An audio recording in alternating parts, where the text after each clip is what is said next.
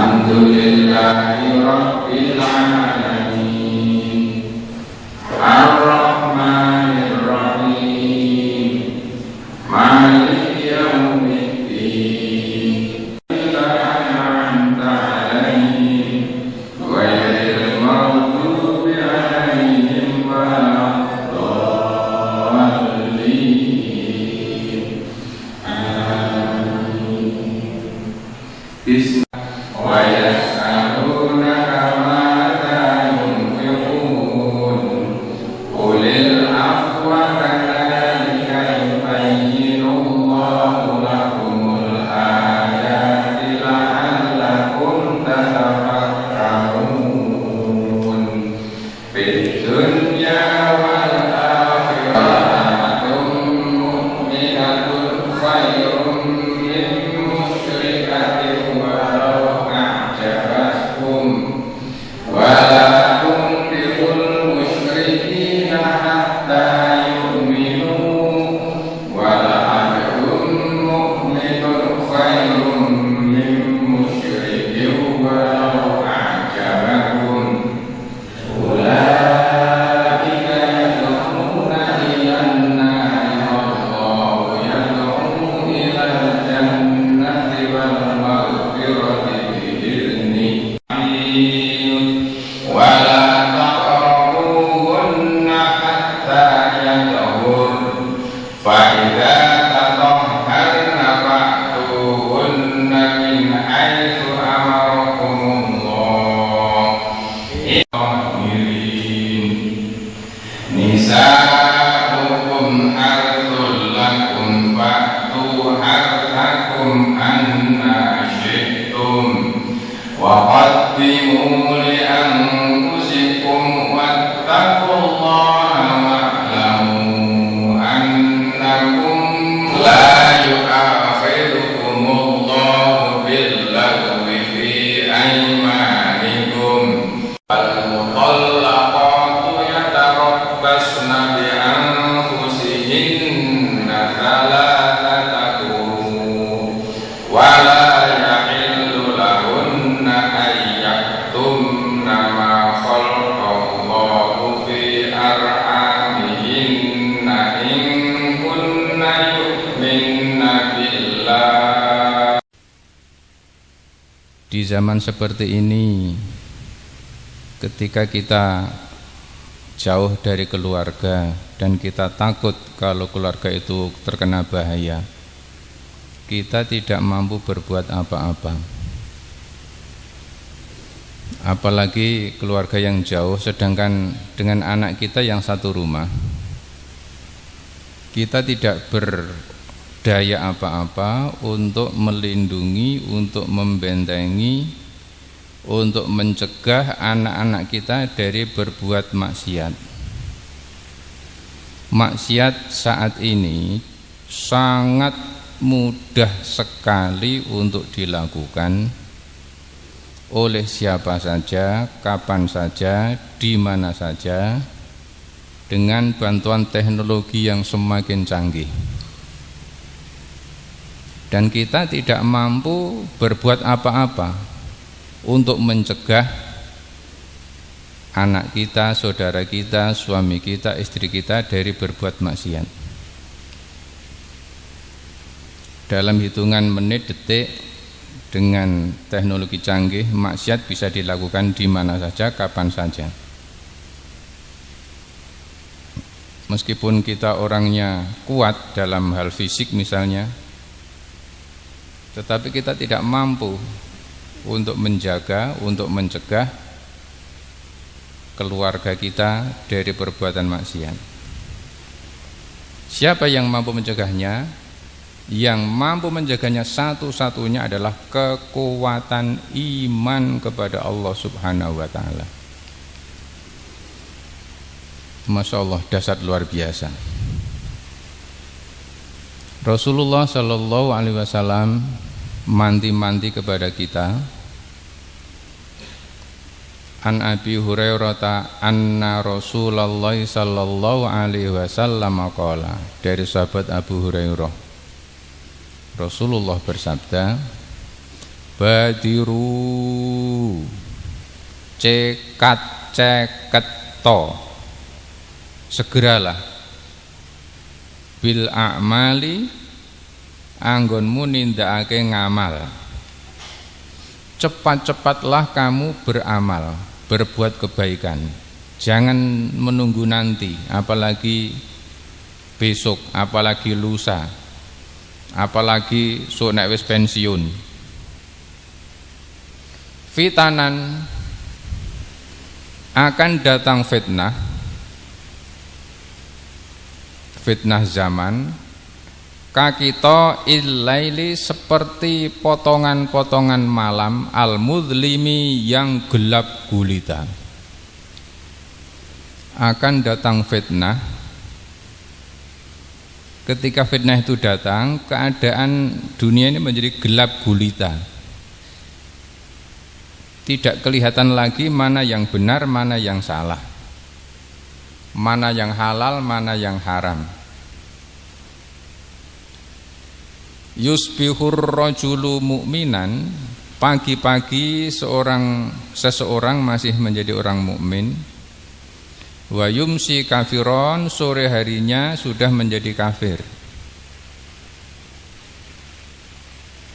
Aw yamsi mu'minan, sore hari masih jamaah maghrib, masih sholat ngisya. Wa yusbihu kafiron, subuhnya sudah jadi orang kafir.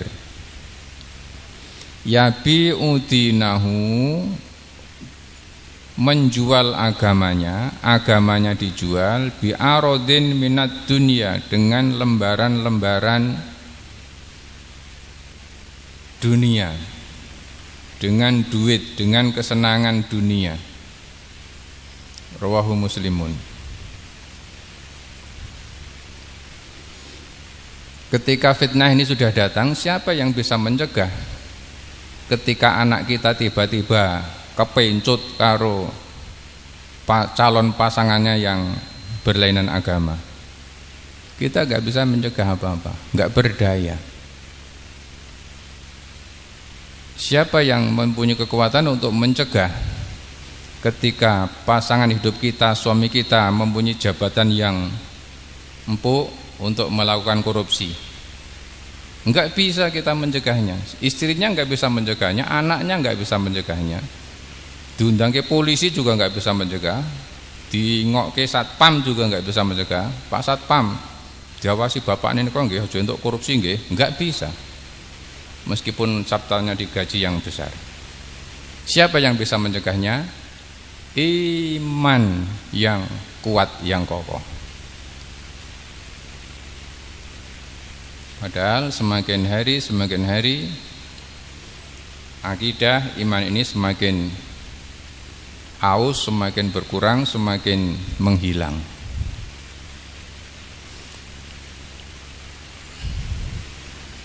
Bapak Ibu yang saya hormati, ini salah satu pengajian yang saya terima. Kemarin ada takdir Allah. Kenapa kita tahu bahwa itu takdir? Tahu bahwa itu takdir adalah karena sudah terjadi. Kalau belum terjadi kita tidak tahu takdir kita.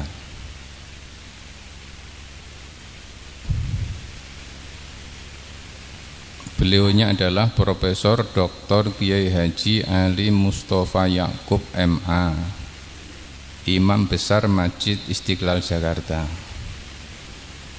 Kemarin ada takdir bisa ketemu beliau ini di ruang VIP Masjid Istiqlal di lantai bawah.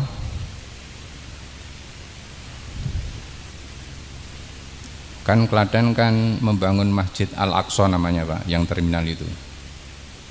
Itu namanya Masjid Al-Aqsa. Oleh Pak Kepala Kemenak, Kepala Depak dulu, dan oleh Pak Bupati utusan Pak Kabakesra, disuruh ngaji sinau mengelola masjid di Istiqlal ini. Saya menjadi penggembira, jadi untul, melu-melu.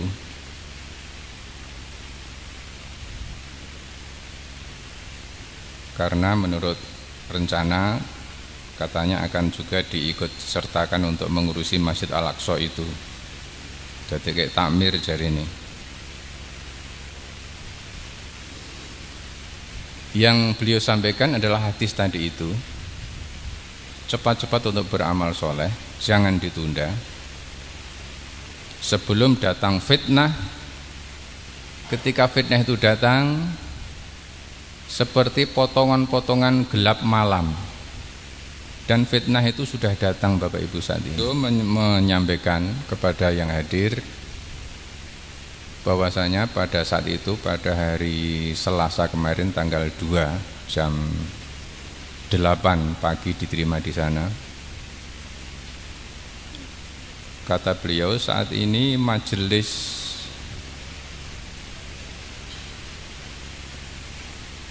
bukan majelis ulama, tetapi ulama-ulama Betawi saat ini sudah melantik gubernur DKI tandingan pada waktu itu. Bapak Kiai Haji Fakhrul Rozi yang dilantik menjadi gubernur DKI tandingan.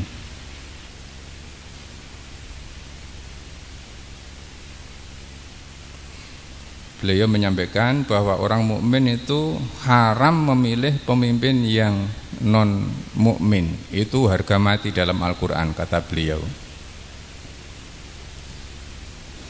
Tetapi fitnah luar biasa datangnya, termasuk nama beliau.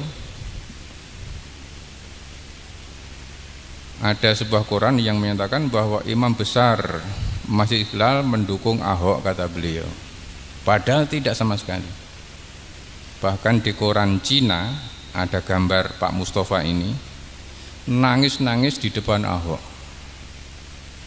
Padahal sama sekali enggak melakukan apa-apa itu. Itulah canggihnya teknologi itu. Jadi teknologi perfotografi sekarang itu, orang berpakaian seperti kita ini itu bisa diedit menjadi telanjang bulat. Itulah teknologi.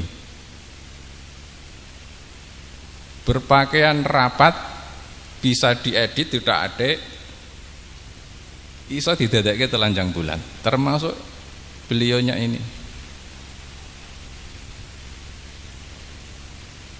Termasuk katanya Majelis Ulama DKI mendukung Ahok. Enggak ada semuanya itu. Tetapi kalau sudah meluas di media, di surat kabar, di internet, larep nututi piye larep bendung. Itulah yang dikatakan fitnah seperti gelapnya malam.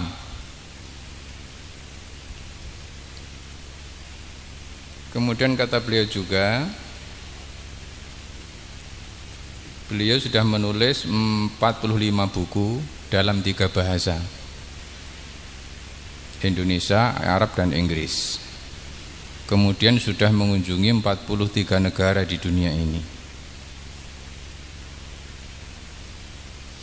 Ketika kuliah di luar negeri, kata dosennya, undang-undang itu yang membuat parlemen.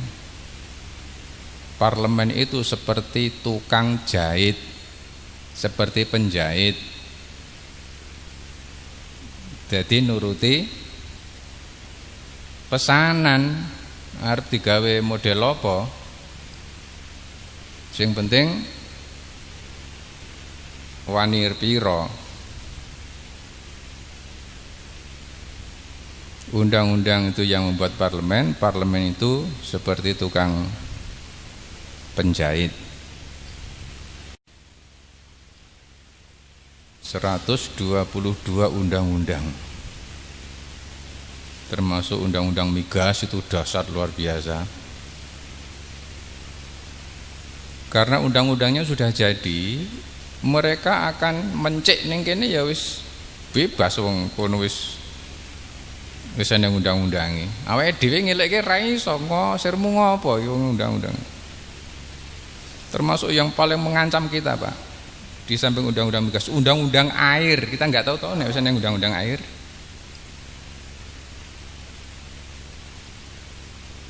nanti kita air itu nanti di Indonesia lebih mahal daripada BBM. Lah itu karo sapa? Ya karo Londo itu sing pesen itu. Sekarang kan sudah yang di Polan itu. Air nanti dikuasai oleh mereka, kita awake dhewe kuwi engko arep mangsak tuku banyu regane luwih larang timbangane BBM. Itu undang-undangnya sudah ada, dikuasai oleh mereka.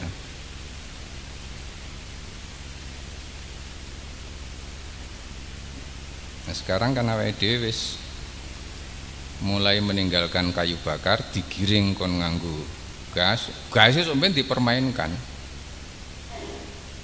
Pamnya sekarang sudah rada larang to nanti melejit terus.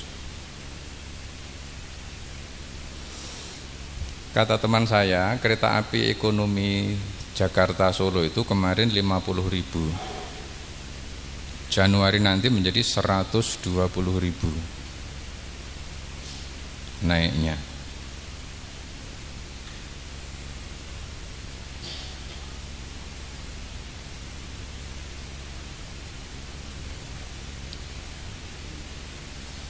Ini fitnah yang disebutkan oleh Rasulullah tadi. Awake dhewe wis ora iso apa-apa, Pak, undang-undange wis eneng kabeh. Awake dhewe arep ngamuk ya malah mlebu kunjara kabeh. Nek guru ngendelke okol jual beli fatwa itu juga sudah biasa. Semua bisa dijual, semuanya bisa dibeli.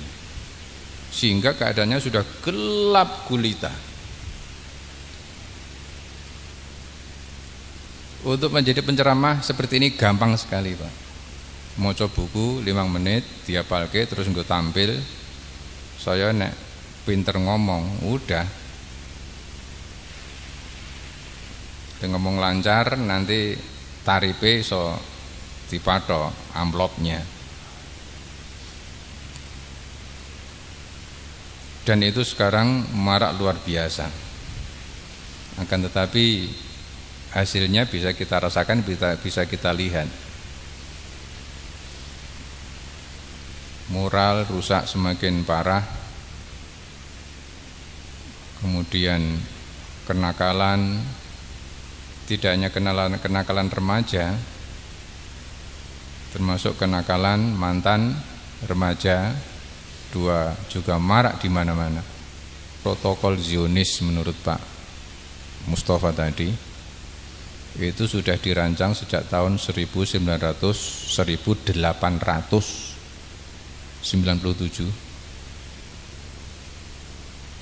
Istilah beliau protokol Zionis, istilah Pak Anton Tabah sama itu. Agenda Israel Raya itu. Protokol Zionis yang nomor 7, setiap gerakan umat Islam akan disusupi untuk diadu domba.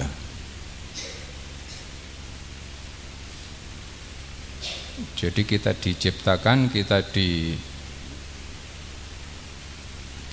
didukung. Ketika kita punya pengajian seperti ini, caranya nggunamu jan hebat tenan, luar biasa pengajian ngono. Ustadznya juga top nomor 1. Ustadz yang paling top wis nggunamu kae. Dibikin fanatik, dibikin bangga dengan kelompoknya masing-masing. Engko nek wis ngono terus madani. Ya nek sing kono ya ngono. Nggunamu luar biasa dibantu. Ini kita harus betul-betul waspada. Sehingga semakin marak pengajian, semakin marak pertentangan, permusuhan, semakin marak saling moyoi, saling elek-elek kancane. Ya Qur'ane padha, hadise padha, ngelek-ngelek limanane kancane. Ini dirancang sejak tahun 1897.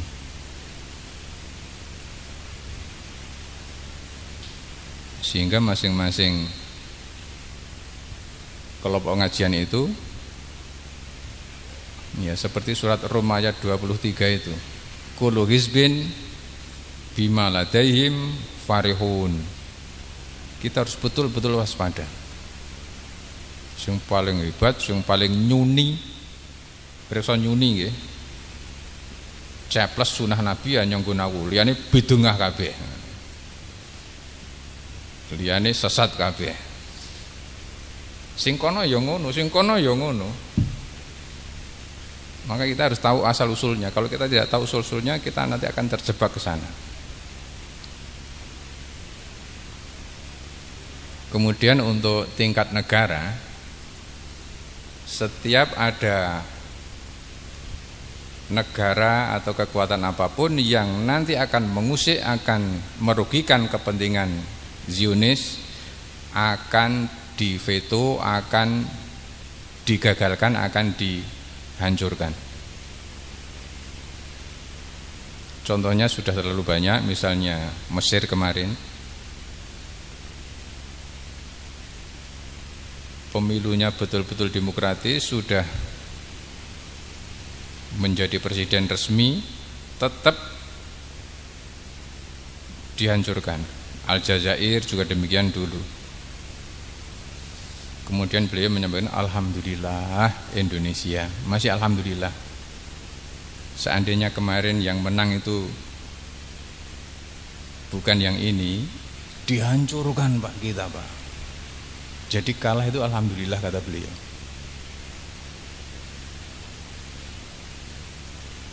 Di Amerika itu yang jadi presiden adalah orang yang didukung oleh Yahudi. Tanpa dukung Yahudi enggak mungkin menang jadi presiden. Di Indonesia yang jadi presiden adalah yang didukung Amerika. Enggak mungkin menang yang tidak didukung oleh Amerika. Kalau menang,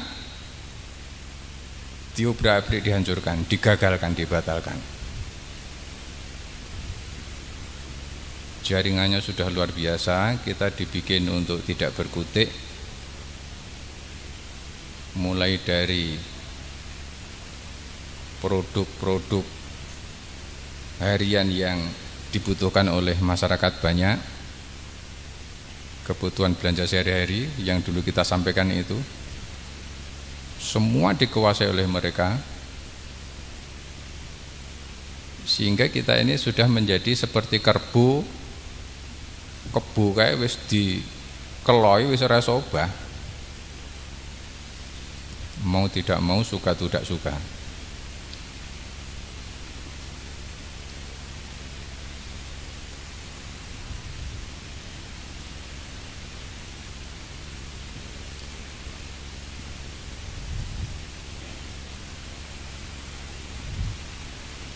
Bun salim.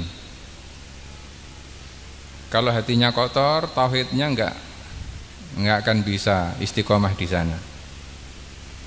Kotor dengan kemusyrikan, dengan kemunafikan, dengan bohong, dengan dusta.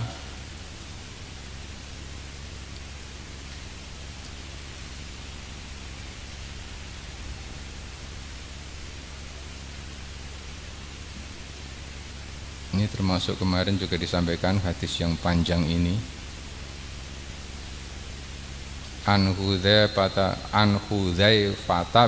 nal Yamani yaqulu, dari sahabat Hudzaifah bin Yaman berkata, kanan nasu yas'aluna Rasulullah sallallahu alaihi wasallam anil khair. Manusia kebanyakan mereka bertanya kepada Rasulullah tentang hal-hal yang baik-baik. Wa kuntu, kalau saya as'aluhu anisyar, yang saya tanyakan justru yang jelek-jelek, bukan yang baik-baik. Makhofatan, karena saya takut ayyudrikani, kalau saya terjerumus melakukan hal yang jelek-jelek itu.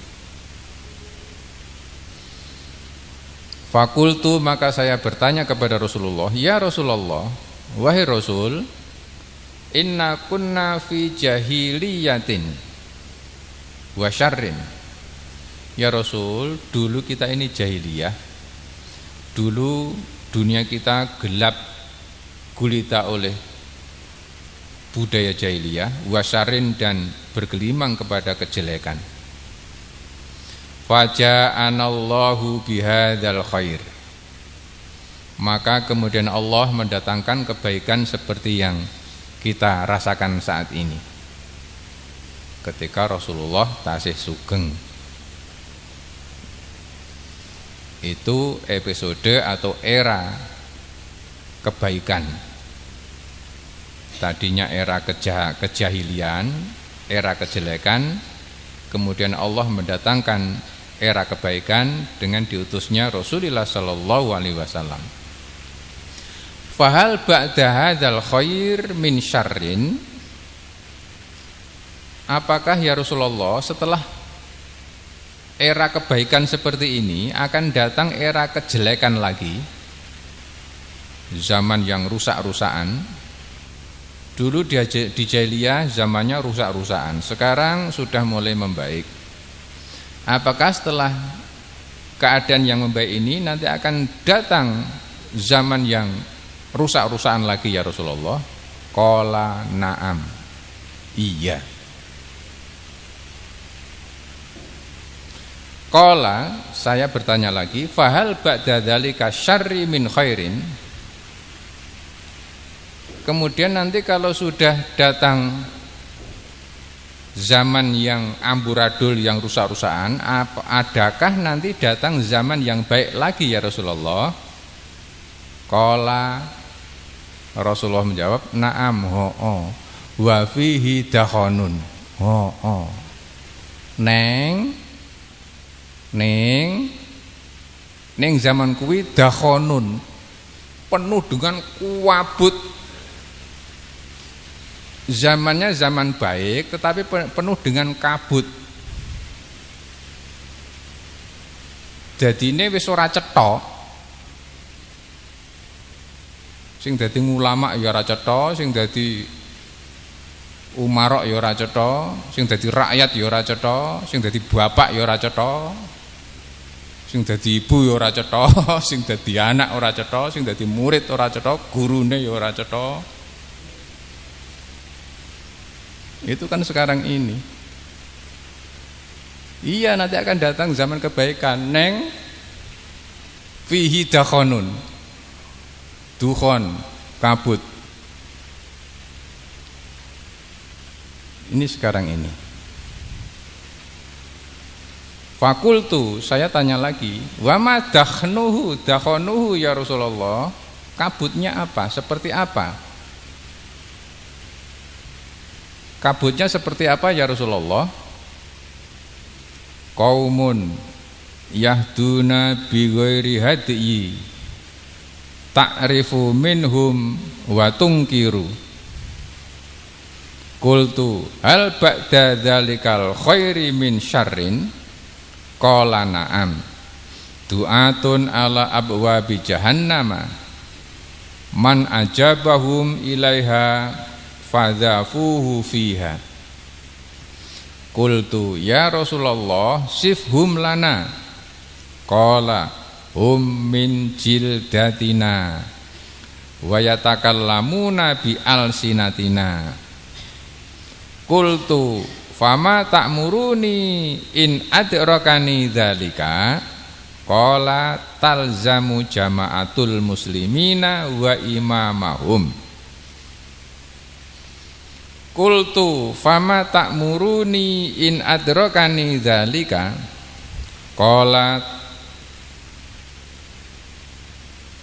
sudah diulangi. Qultu fa illam takun jama'atun wala imamun? Qala fa'tazil tilkal firqa kullaha walau anta addo bi asli sajaratin hatta yudrikakal mautu wa anta kadzalik. Rawahul Bukhari wa Muslimun fi shahihi an Muhammad bin al-Mutsanna anil Walid bin Muslimin. Ini zaman yang luar biasa Bapak-bapak Ibu. Sehingga kita tidak boleh leha-leha, tidak boleh ayem-ayem, tidak boleh nggelenggem. Ancamannya luar biasa. di zaman akhir seperti ini.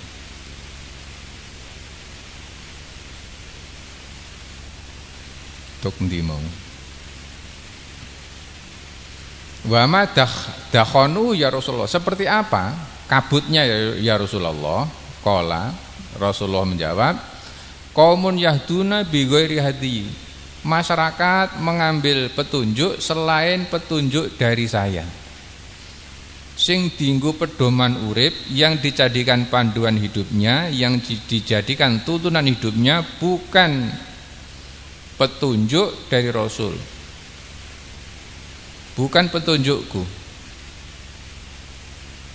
Ta'rifu minhum wa tungkiru.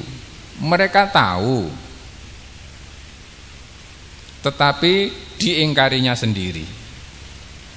Ngerti nek nyolong kuwi haram, ngerti nek maksiat itu akan mendatangkan malapetaka, tetapi diingkarinya sendiri. Ini zaman yang berkabut. Yo ngerti, bab ajaran Islam neng dilanggar dhewe. Lah piye meneh? Saiki jamane kaya ngene kok.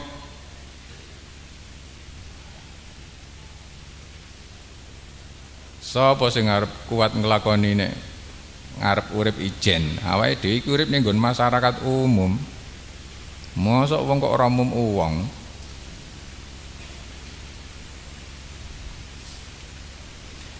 Kemudian Hudzaifah bin Yaman bertanya lagi, apakah sesudah zaman yang seperti ini nanti akan datang zaman yang jelek lagi ya Rasulullah? Hal ba'da dzalikal khair min syarrin. Artinya zaman yang akan datang nanti lebih baik atau lebih jelek ya Rasulullah? Naam. Du'atun ala abwabi jahannam. Yaitu para dai-dai, para mubaligh yang mereka mengajak berbondong-bondong untuk memasuki pintu jahanam. Jamaahnya banyak sekali mubalighnya itu, tetapi diajak berbondong-bondong untuk memasuki pintu jahanam. Man ajabahum ilaiha fadhafuhu fiha. Mereka yang setia mengikuti dai-dai seperti ini, maka itulah yang akan berbondong-bondong ke dalamnya. Pengajian marak di mana-mana, Pak. Modelnya juga banyak sekali. Ini sing nggawa biduan, ini sing nggawa ledek, ini sing nggawa penyanyi, nada dan dakwah.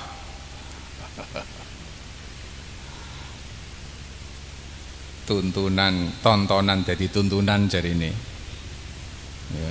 Dagelan do dalil, dalang-dalang do dalil, gareng petruk do dalil. Masya Allah, luar biasa.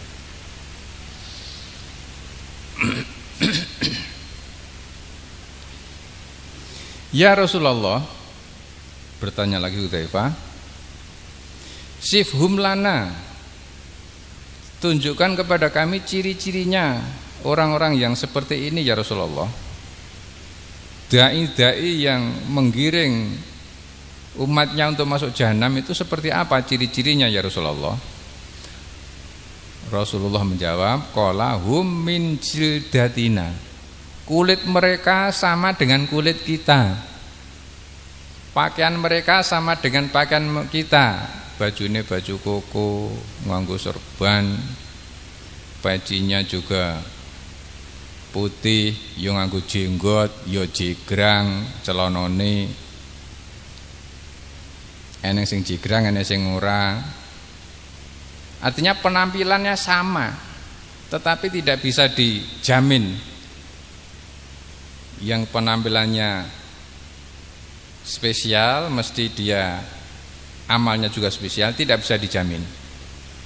Hum min jildatina, kulitnya sama, tata laire padha, wa yatakallamuna bi alsinatina. Bicaranya juga sama dengan kita. Ya ngetoke Quran, ya ngetoke hadis, ya dirinci hadis ini sahih, ini tidak sahih, sama. Yang dikatakan sama, penampilannya sama. Qultu, saya bertanya lagi, fama ta'muruni in adrakani dzalika. Terus panjenengan dawuh napa dumateng kula ya Rasulullah menawi zaman sing kados ngaten mangke sampun dumugi. Apa yang akan saya lakukan ya Rasulullah ketika zaman seperti ini sudah datang? Qala, Rasulullah bersabda, talzamu jama'atal muslimina. Bergabunglah kamu kepada jamaah kaum muslimin wa imamahum, dan imam mereka. Bergabunglah kamu kepada jamaah-jamaah kaum muslimin dan imam-imamnya yang masih istiqomah tentunya. Mudah-mudahan ini masih ada jamaah kaum muslimin yang masih istiqomah, sehingga oleh Rasul kita disuruh bergabung dengan mereka. Qultu, saya bertanya lagi, fa ilam takun jama'atun wala imamun, nek pun mboten enten jamaah kaum muslimin pun mboten enten imame, lajeng kula pripun ya Rasulullah? Qala, Rasulullah bersabda, fa'tazil tilkal firqah. Iktizallah kamu, tinggalkan, uzlah, nyepi, minggir. Pergilah kamu, tinggalkan mereka. Tilkal firaq kullaha, semuanya, walau anta addo, meskipun kamu menggigit bi asli sajarotin, dengan akar pohon, hatta yudrikakal mautu, sampai kamu meninggal, wa anta kadzalik, kamu tetap dalam keadaan itu. Silahkan kamu uzlah, menyepi, menyendiri sampai di suatu tempat yang di sana tidak ada makanan, tidak ada minuman, tidak ada siapa saja, sehingga yang kamu makan hanyalah akar-akar pohon, karena jauh dari manusia rame. Makan akar pohon sampai kamu mati. Pripun? Sanggup mboten? Wah, nggih abot. Abot mempertahankan iman atau mempertahankan perut. Iktizallah kamu, uzlahlah kamu di satu tempat yang di sana tidak ada apa-apa, jauh dari manusia rame, sehingga kamu hidup dengan makan akar-akar pohon sampai kamu meninggal dunia. Ini bapak-bapak dan ibu-ibu. Kemudian pesan beliau Pak Profesor tadi yang harus kita lakukan sekarang ini untuk tazkiyatun nafas, memperbaiki diri. Karena kuncinya semua yang menjadi biang kerok semuanya ini adalah hubbud dunya, cinta dunia. Hatinya dipenuhi oleh dunia, tidak kenal dengan Allah, yang dikenal hanya dunia. Tidak mengenal Allah sama sekali. Tidak mengenal bagaimana Allah memelihara mereka, memberi rezeki mereka, memberi nikmat, memberi umur, sehingga pandangan yang sempit, pikirannya pikiran pendek, hanya untuk memenuhi kesenangan sesaat. Ini tantangan-tantangan yang luar biasa, dan berkali-kali disampaikan, semuanya ini tidak jelek. Tidak ada takdir Allah yang jelek. Yang jelek adalah hati kita yang dikotori oleh hawa nafsu, sehingga di dalam menyikapi takdir Allah itu adanya hanya curiga, adanya hanya menyalahkan, tidak bisa mengambil pelajaran dan hikmahnya.